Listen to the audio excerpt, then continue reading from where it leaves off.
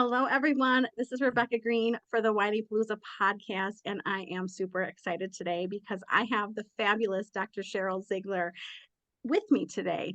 Dr. Sheryl, thank you so much for doing this with me. Thank you for having me. I'm really looking forward to this.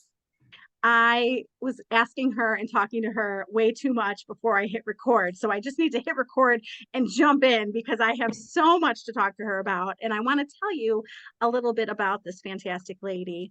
She is the best-selling author of Mommy Burnout. She's working on her second book that we're going to discuss. She has the podcast and is the host of Dr. Sheryl's Pod Couch, a regular national and local news contributor, and runs a private group practice in Denver, Colorado. She is also a national and international presenter on topics related to stress, parenting, mental health, and burnout, as well as a TEDx speaker. And I was looking her up again. I've had her on before. I had the pleasure of having her on before, so go look it up. But when I was looking you up before I met with you, you came up on so many podcasts, including the Holderness family. And I was like, Yes, oh my God, she met the Holderness family. I know it's really a highlight of my career of all the things. Isn't it so funny? Like, we're talking about national news, local news, and I go to the Holderness family. It was kind of epic, and it really is a highlight. They're the best. They're the best. And so I got to talk about sort of marital stuff with them, and we talked about mommy burnout. So it was great. It was super fun. Well, I'm excited. I'm going to go listen to it after this, after I get to talk to you.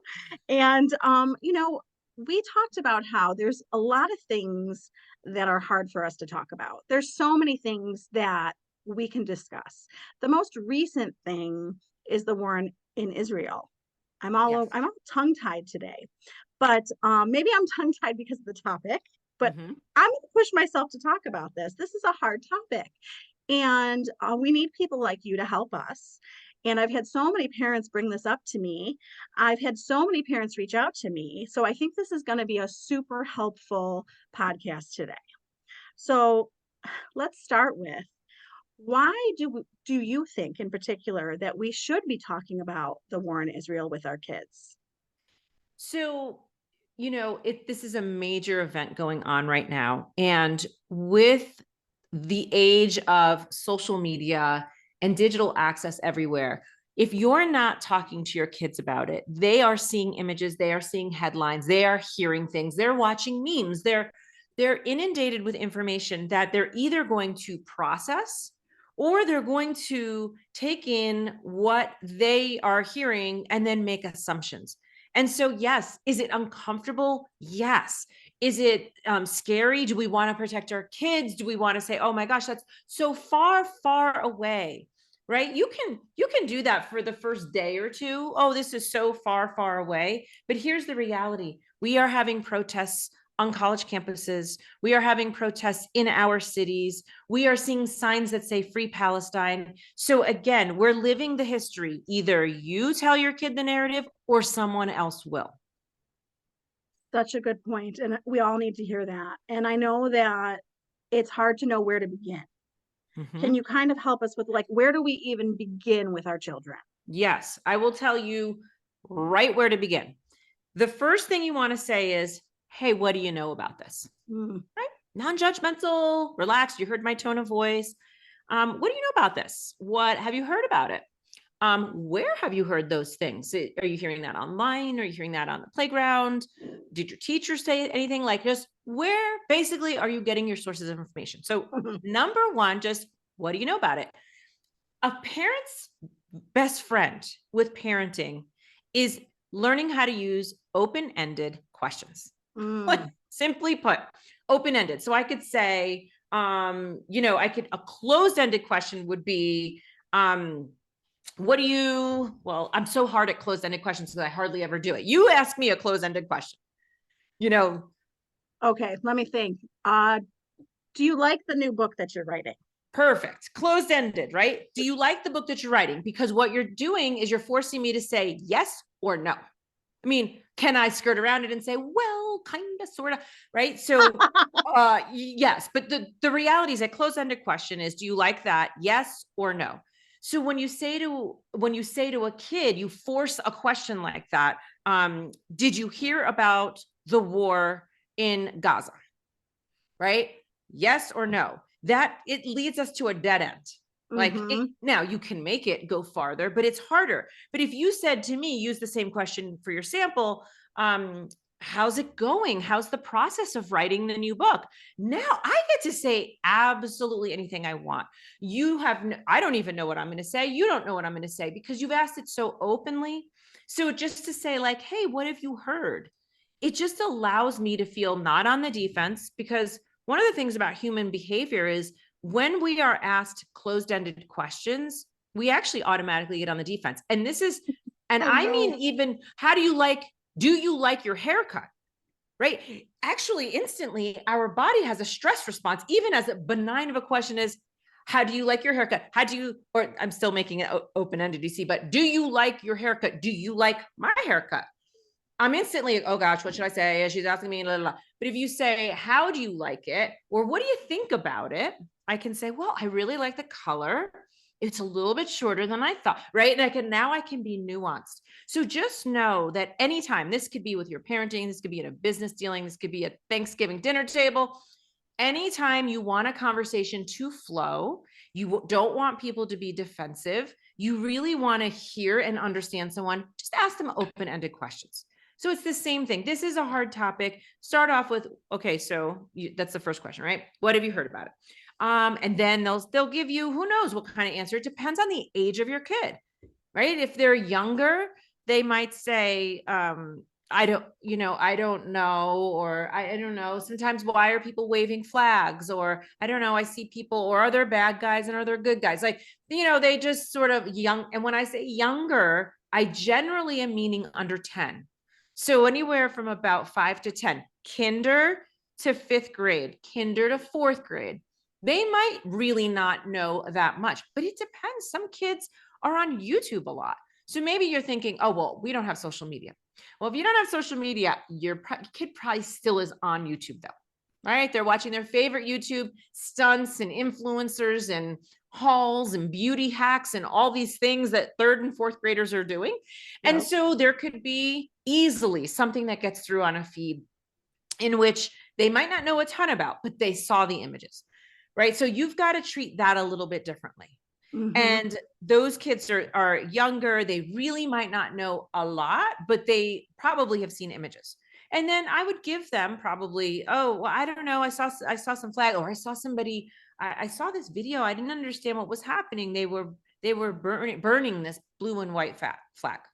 Why was that happening? Something like that, right? So they might just be very basic elementary. They might transcribe to you images that they saw more so than the news they read or the TikTok they listened to. Yeah. And remember, especially with TikTok, if they heard one TikTok, they've probably heard 15 TikToks. Exactly. Right. It's not one. It's not the way that works.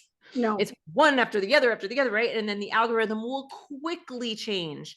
So now let's say you've got your kid who's a little older. So they're 10. I'm going to do 3 age ranges, like 10 to 14, 10 to 15, right? The tweens, they are not yet quite sophisticated. They might not be having debates in their classes about this. Teachers might not be super overtly, but they're going to know more. And they're going to, they're going to be hearing random and sporadic things. And probably they actually are going to hear what their friends' families think, because for some families who are really active talking to their kids, that kid is actually more likely to go to school and say, well, my dad says, my mom says, yes, right? My parents think.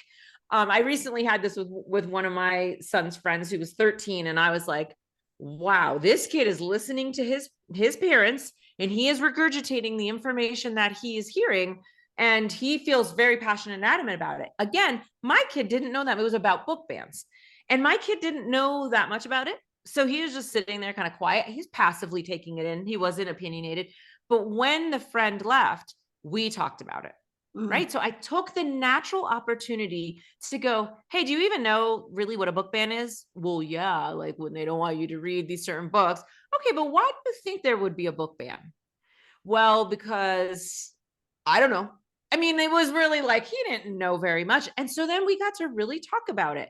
And I know, at least in that topic, I've inserted, I didn't have a strong opinion about it. So I just try to insert the facts. Like, here's how people feel. People feel this way. People don't like these certain topics.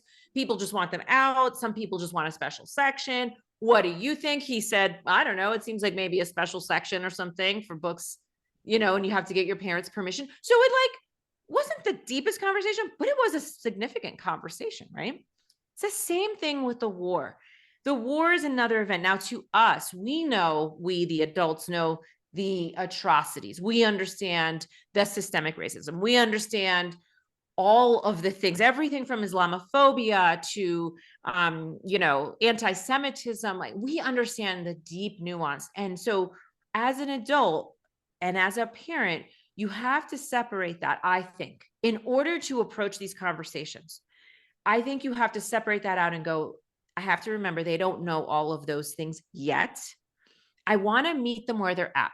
So now let's go up to, you've got 15, 16, 17. Now this is probably, you're a sophomore, junior, senior in high school. You probably are getting into it. And there's probably actually conflict in your school. And there could be like a pro-Palestinian group. And then there's a Jewish alliance group. Like, now it's much more in your face. It is, maybe teens feeling like they sort of do have to take a side. And they don't know where they stand. I'm going to tell you right now. So that group of the 10 to 14-year-olds, their parents are still the most influential people in their lives. But once you get to 15, 16, 17, you are not necessarily the most influential person. So I hope that if you're listening and you've got younger kids, you keep that in your mind. It's my guiding light. Oh, I'm still the most influential, right? Because right now I have a 16-year-old, a 13-year-old, and a 10-year-old. 16, I'm battling social media, friends, her own thoughts, right? By now, she's definitely got her own well-formed thoughts. It's like sometimes I'm battling that. Like, I don't have the influence and power I did just 3 years ago. So with those older kids, I think, here's the thing, don't try to go out of your lane.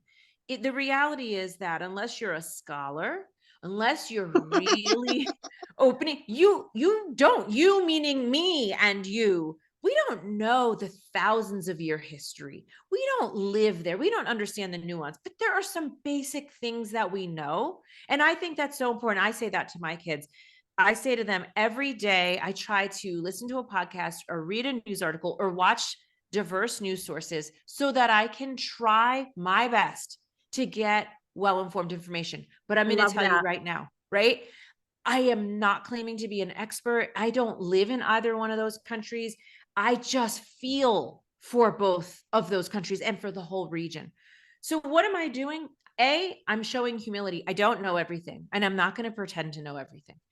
2, I feel for everybody involved. Now, do I feel for a terrorist organization, Hamas? No, I don't feel for them. But do I need to understand them? Absolutely. Yeah. Empathy is different. I have empathy for the whole region. However, I need to understand. I need to understand what did drive this attack? Why now? Why so barbaric? And so when my kids see me being curious, when my kids see me saying, I don't know all the answers, but I actually really care. I care to find out more. I want to learn more every day. It changes the tone. And that's a value for me, though. So right now, if a parent's listening and maybe they don't feel the way I do, maybe they feel very, very strong. Maybe you are Jewish, maybe you are Israeli and you don't have that same level. I would say I want parents to think about, how can you leave the door open for conversation with your kids? That's the point. Even if the conversation is all one way, that's fine. But what happens is sometimes when we come across as extreme or super angry about something, it shuts kids down. So you can be passionate, you can be convicted, you can be even certain about how you feel.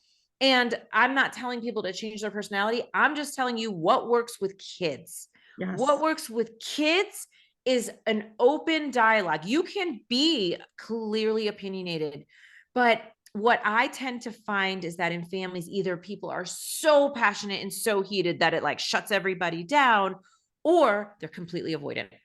We don't want to talk about that. that was a It terrible was good. atrocity that happened, and blah, blah, blah. And, because right now what I hear kids saying are, why are they bombing innocent people? That is the question of today, November 14th. Because I think for the first couple of weeks, we saw Israel as the innocent victims, and now they look like the aggressors, right? So just in a matter of a month, the narrative can start to switch, and the tone of world politics is starting to switch. And again, I probably understand that on a deeper level than my kids, but they see the change of sentiment happening online. And you've got to ride that wave. These are not tough conversations in general. War, race, anything that's tough is not a one and done. These are ongoing conversations. So I will stop here.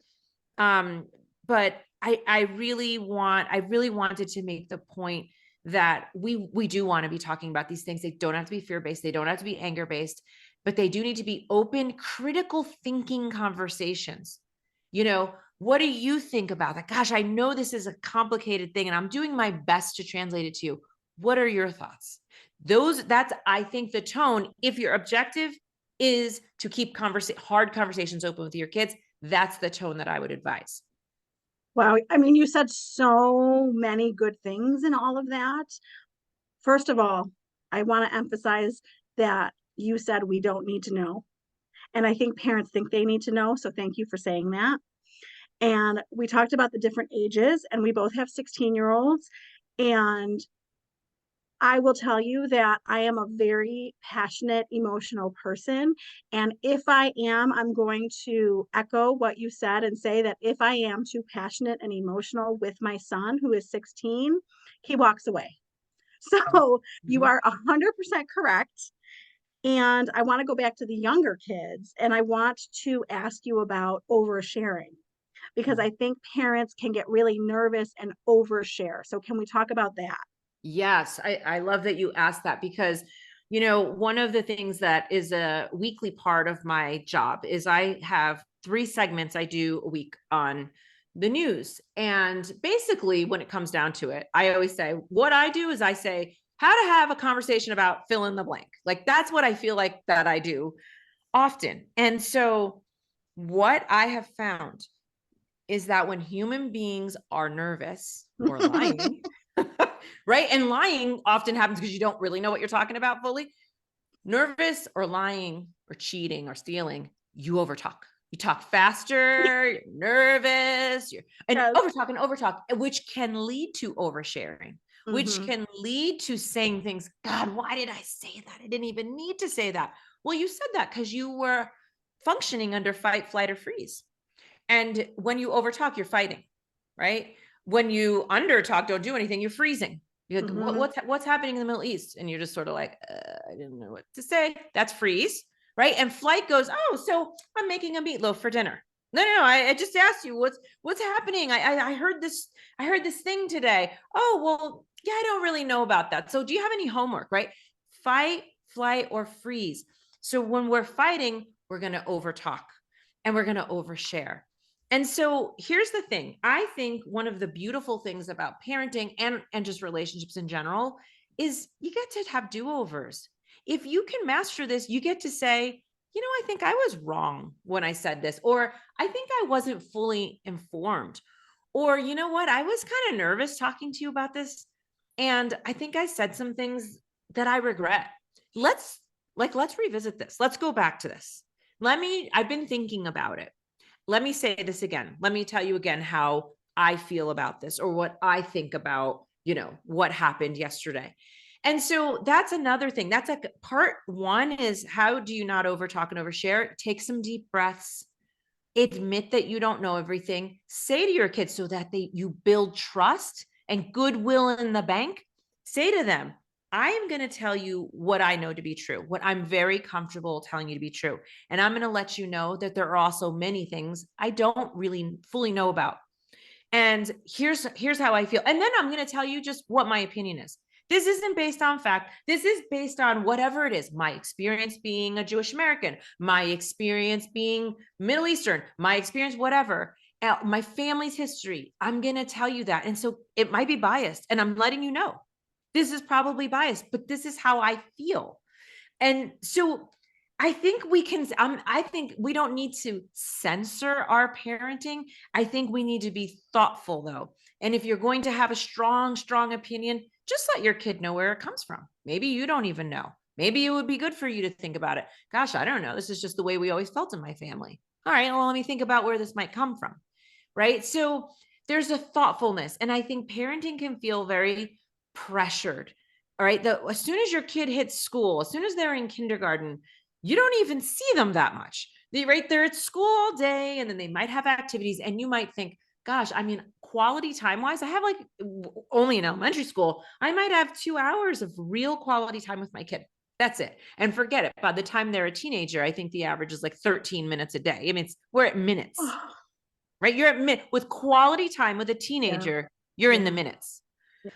And so that time can feel really pressured. So taking deep breaths is really important. Being proactive. Maybe tonight you initiate as the parent the conversation so that you don't feel stressed. Like your kid out of nowhere is just like, hey, I saw this bombing and I saw these terrible things happening and I saw this clip, and you take the initiative, and say, gosh, today I read this article, today I watched the news and this and this.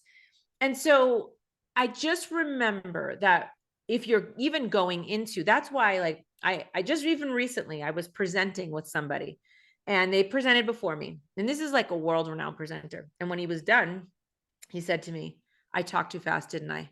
And I said to him, you did talk very fast. You did. Hmm. And he said, gosh, I was nervous. That's just what we do. We talk fast when we're nervous. Our brain isn't in full clarity. So we're like on overdrive when we're nervous. And talking to our kids about wars and atrocities and terrorism and death and children, innocent people dying is stressful. Just acknowledge it. It is stressful, and slow it down and be curious and admit that you don't know everything and listen more than you talk. Like, that's a formula for really healthy, positive communication with your kids who will eventually become young adults, who will eventually be adults that you want to have a great relationship with. Absolutely. And I think that you and I really take hard topics head on with our kids, thankfully. And I think it takes a lot of practice. But I do think that there are parents listening who are more the avoidant style. And I'm not judging, I'm just trying to help. And avoidant or very uncomfortable with topics like the war, sex, drugs, and just can't cope with it themselves, so can't talk about it. So, how can we help those parents? Yes, absolutely. So if first you have to have the awareness that you are one of those parents, right? So right now, I think if you're listening, just take sort of an inventory of yourself. How do you do with hard conversations? And maybe there are some topics where you're like, you know what? I do really good with that drug talk because we have alcoholism in our family, or we have substance use in our family, and we're like really committed, right? If some families who have alcoholism in it, they are like as open as could be. Their kids are going to like Al-Anon with them. Like there's all these, like sometimes they are so forward. They're committed. So for them, it's like, what's so hard about talking about drugs and alcohol? But for another family, they might be like, we never talk about that. So just know that, like, if you're not great in one area, you might be good in another one that I'm not so good at. Right. So it's just being honest with yourself. What am I comfortable with? I mean, like sex, that just could be for some people, like, I'm just not going there. I'm just highly uncomfortable. I'll talk about drugs. I'll talk about the war. I'm not talking about sex. Like, we all have our strengths and weaknesses. And again, when you go, yeah, I'm good at this, but not that, that means my fight, flight, or freeze, my stress response is kicked in if I am avoiding something. It's just a stress response. So I would just say, take inventory. First of all, what are you good at?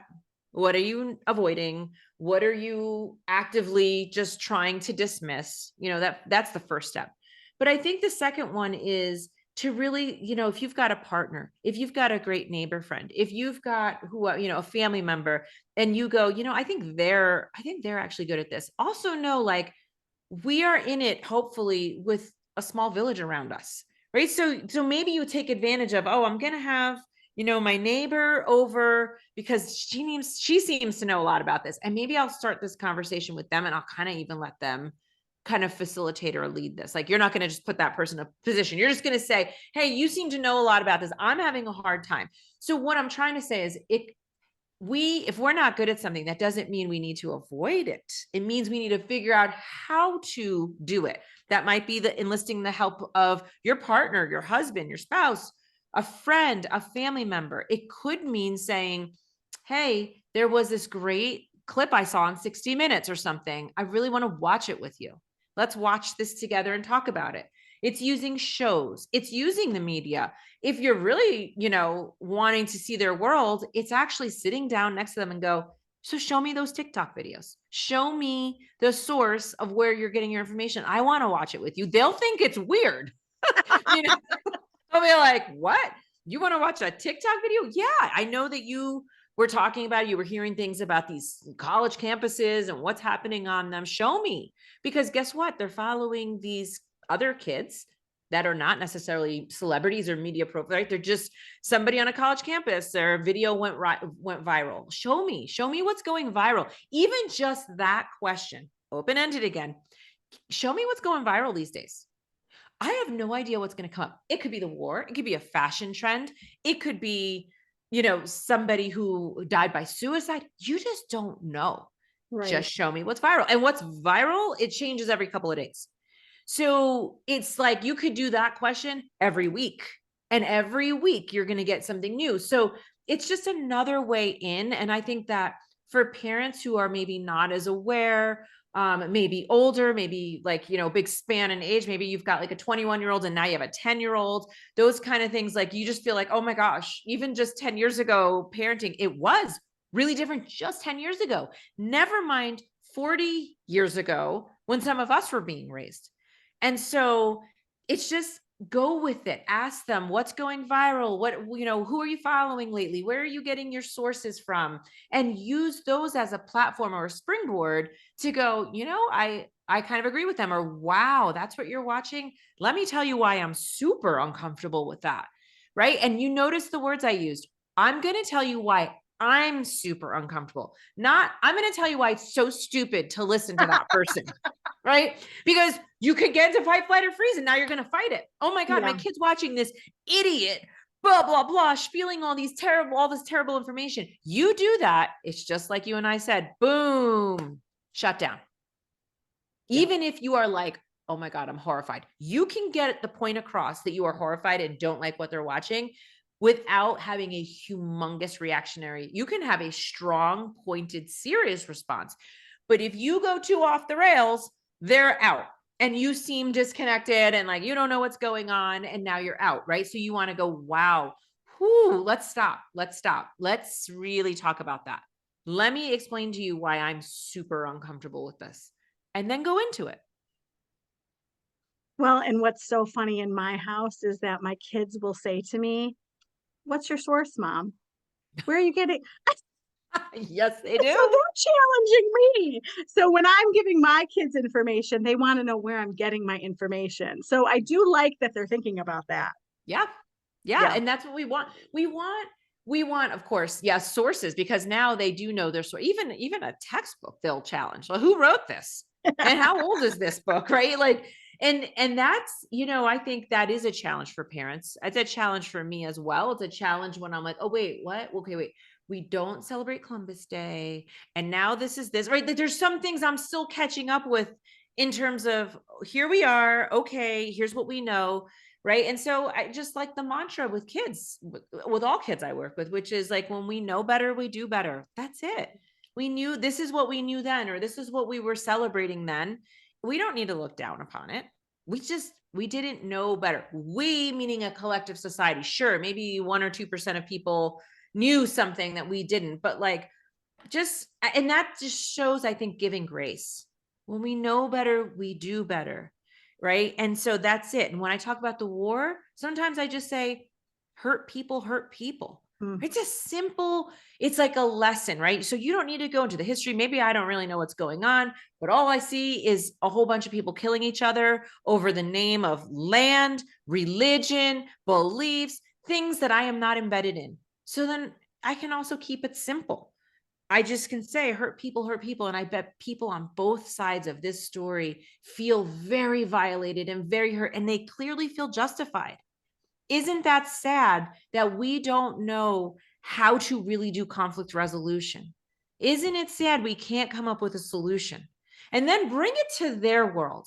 Okay, we're talking about this huge war that's very consequential. It's far away, but really it's starting to impact us here in our own schools, in our own communities, on our campuses. So, how do we make something really big and then go, how to make it small? Because how does it impact us? That's even a question to ask. How is this impacting you? Well, and these children, some of them are just going on with life and getting information and they're okay. And some of these kids are really upset about it. Mhm. So, how can we help the child who is sensitive and upset and wanting to know, more information or what to do? Yeah, and I love that because it's true. We keep talking about kids in general. Well, that just stands for kids. I mean, underneath that umbrella is a personalization, lack of personalization, don't care, really care, losing sleep, not losing sleep. There's, Yeah, certainly we can't say all kids are feeling this way. They're not. It's what we are saying though is that probably a vast majority of kids probably, are getting some sort of information. I think as a parent, it's our job to help them process that and yeah, then educate them around it as much as possible. But for kids who are sensitive for the multitude of reasons why they might be particularly sensitive, is I think we need to empower them. There's nothing worse than, and that's why when there's a disaster, when there's a war, what do we do when we're not directly in it? We raise money, we collect blankets, we give to charities because we feel a need and a compulsion to do something. It's an empowerment. And kids can have that empowerment. It's down to kids can write letters, right? You could have a 5 or 6 year old that can just simply write a letter, and you'll find a place and you will mail it off and you'll say, I bet that picture you put in there will put a smile on some kid's face. That is empowerment. All the yeah. way to you have a 16-year-old that says, I want to do something. Okay. Could you get a group of Israelis and Palestinians here? And could we facilitate a conversation? Think big. What could we do? Right? Like, so when you do that, you just start and they might go, well, I don't know how I would do that. Okay, well, let's just start big and let's just, what do you want to do with the angst that you feel, with the sadness, with the fear that you have? Do something. Sitting around watching a bunch of social media in your room alone is going to give you anxiety, right? It's Yes. going to fuel anxiety. Maybe it's going to fuel anger, potentially cause, some depression, but probably just mainly fuel anxiety. And for a very small percentage could radicalize them. I mean, they could feel like they've got to take a side. And I think what's more productive in the world right now is for people to learn empathy. How can I understand the other side? How can I support the things that I believe in? And what can I do about terrible things that are happening in the world, in my community, in my school, right? This week is National Bullying Awareness Week. What can I do about bullying? How can I be more inclusive? So, and what I want to say is for parents listening and go, well, how does like trying to help a bullying program help a humongous crisis in the Middle East? Because we're putting compassion and love and empathy into the world. And that's a skill we need. We need to understand the other side. We don't always have to agree with it, but we need to understand it. Educate me, inform me. Okay, I respectfully disagree with that, but thank you for helping me understand your side. And that's what the world needs. So, on a micro level, you can do that. You can empower kids, give them something to do with their Mhm. fear and their angst, so that, yeah, in a way, it is collectively putting that into the greater world. Well, I mean, I think that you have said about 500 very helpful things today. I think that we really are going to help people with this conversation. I think we need to have these hard conversations. I think starting today and practicing is where to go, where to start. And I want you to take time to tell people about the awesome stuff that you have that they can go find your book, your new book, your podcast. Tell them all the good things. Yeah, absolutely. Well,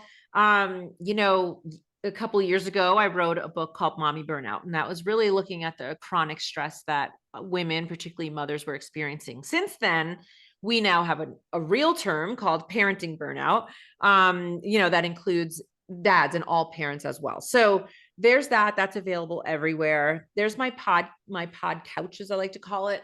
And really, I just mostly interview authors and just talk about mental health and parenting. I love having good, rich conversations. So it's the similar format to yours, a half hour of just talking about just insights from a book that I really do feel like is worthwhile spreading. And I'm currently writing a book called Good and Ready, what parents urgently need to know about earlier puberty, mental health, and middle childhood. And so that book is really aimed at 6 to 12-year-olds, parents and caregivers of 6 to 12-year-olds, because we have a youth mental health crisis, and we are mostly focused on the teenagers. And I'm trying to put something out into the world that says, here's what we know will help prevent the Love teenagers that. from going there. Right. So even though I work with teenagers too, I work with tweens and teens, and I love teenagers. We have books about teenagers, but so much of what needs to be done, that foundation needed to be laid years before. And so I'm really trying to take the incredible time period, what we call middle childhood of 6 to 12, and spotlight, here are the things we're doing to roadmap you to healthy adolescence, not get to being 15 and going, oh my gosh, my kid is having sex or doing drugs, they're failing out of school. Okay, now we're just being reactive. And so I'm really trying to instill the idea we can be proactive. We can prevent much of this. We can give them skills, life skills, just life skills, to really help us have a world in which we know how to communicate and listen and understand and deal with conflict and have hard conversations and fail and learn from those and move forward, like all the things that our kids need. So thanks for letting me chat about it for a bit. When can we get this book? Because I need this book. I know it's a long time from now. It'll be like winter of 2024, 25. Okay. Okay. So that's okay. My youngest will be 12, so I can still Perfect. apply it. Yes, yes. And I think you can actually still apply a lot of it even into those, 13 and 14 as well. It's just the spirit of it is, oh my gosh, this stage of development is really underappreciated. Most people haven't even heard that term. Like, we know early childhood, that gets lots of attention, and we know teenage years, that gets lots of attention. But in the middle, when everything is brewing and puberty is starting, and now it's starting earlier, that's the part where it's like, oh, yeah, there's really not much out there. So I'm going to bring to light, it's going to take me this long to put it together in a way that I hope is accessible for any parent or caregiver to really learn from. So, well, it sounds excited. wonderful, and I can't wait to read it. And tell everyone your website and where they can find you. Yeah, they can find me at Dr. Sheryl Ziegler, Ziegler, drSherylZiegler.com. And, we had, about talking about, this war with Israel and Hamas. I do think it's important to directly address the war. I do think it's important that kids are taught, and maybe parents understand, that there is a difference between the Palestinians and Hamas.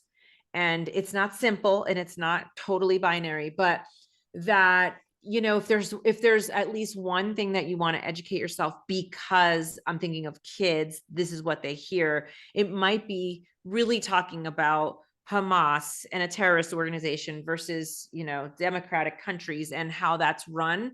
Like, if there was one area that I think for kids could be helpful to understand, it would probably be that. And again, if you're not totally sure or comfortable, I have found there are websites, there's segments online, there's places to get that information. There's even curriculum that they've created for teachers that I have found that are online. With a simple Google search, you can find good, as unbiased information as can exist to explain it. And you can print it out and say, hey, let's learn this together. So I just wanted to really emphasize that, because if we're talking about the war, I think that's an element that is blurry right now at the stage that we're at, that I think is helpful for kids to understand. Well, and when I was listening to you before we met, you were talking about not using generalities. Yeah. And I love that you're explaining that. It's not Palestinians, it's not Israelis. It's, we don't want to be general. We don't want to use generalities. Exactly. Exactly. Yes. And Yes. I think that, that it covers lots of areas of life, but it covers things like race Mm-hmm.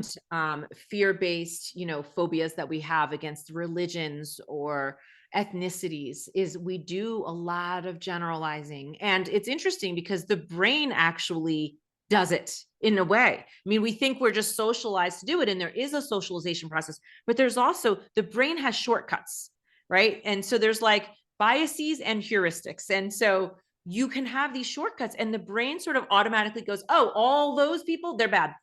All those people, they're good. And Yeah, it's not just, good. right. It's And not it just, good. that's what the brain does, though, to help us learn and sort and Yeah. have shortcuts. And so it doesn't have to be that way, but you actually have to train your brain to think otherwise, or it defaults to that. If you want to put it simply, just think of it that way. Our brain defaults to creating clusters and groups. Mm. And if we want to get out of that, we are going to have to work hard at it. And so, I think, and we can't tackle everything as parents all at once, but if right now, if there was something to tackle and learn and get more educated about, it probably would be that. I think that would be very helpful for a lot of kids and teens to understand a little bit better. Well, I cannot thank you enough for your time and your expertise. I just absolutely loved talking to you. Thank you. Thank you for having me on. And thank you for having the courage to have what can be a hard or uncomfortable conversation. Yes, thank you so much. This is Rebecca Green, and I want to remind everyone to spend every day laughing, learning, and loving. Thank you for tuning in to the Whinypaluza podcast. If you like what you heard, please be sure to subscribe so you never miss an episode. While you are there, leave a review. I love to hear your feedback. Thank you so much for listening. Until next time. This show has been produced by Market Domination, LLC. To discover how you can have your own show completely done for you and turn it into a real published book and become the authority in your marketplace, go to www.marketdominationllc.com/podcast offer. 49 faces looked to him in triumph. Over the last 12 months, they had each taken turns and promoted his business for a week at a time, driving over $987,342 in revenue. What if you had a network of 50 centers of influence who promoted your business every week for a year? Grab your copy of the #1 Amazon best-selling book, The Ultimate Guide to Growing Your Business with a Podcast, at 33% off the Amazon price by going to ultimatepodcastbook.com. Again, that website for 33% off the Amazon price is ultimatepodcastbook.com.